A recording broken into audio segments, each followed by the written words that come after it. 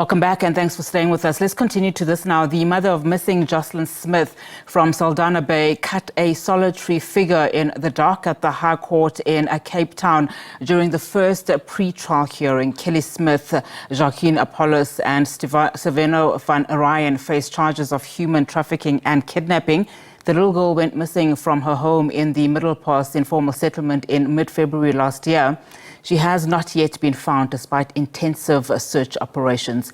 Edith Kriel, Executive Director from Beanz, joins us now as we look at specifically around the safety on children. Edith, a very good afternoon to you and thank you so much for your time.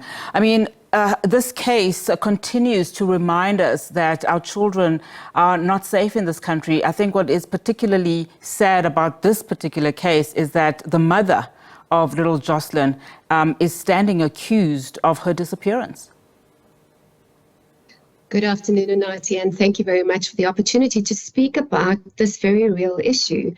The idea that children are trafficked by people out there who are unknown, wearing dark hoodies or raincoats, is not the reality.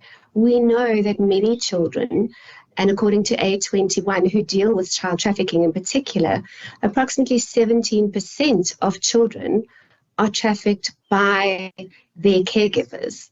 And we need to really understand that children need to be protected everywhere, in their homes, in their communities, from everyone. And you know, that this is really the focus of what we need to do.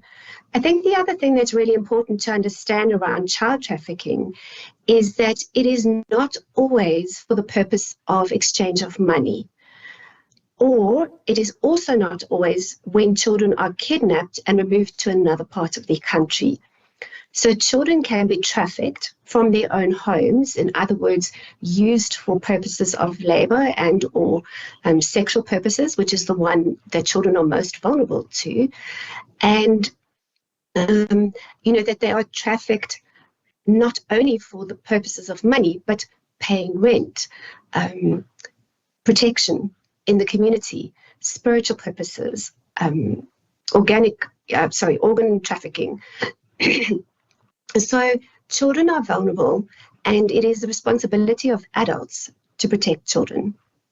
And just on that important note, you know, now that we are seeing that more and more caregivers could potentially also be, you know, that monster that we normally warn our children against. And when you look at some of the statistics that are coming out, more than 740 children have been missing and have vanished without a trace since 2023, according to this news report.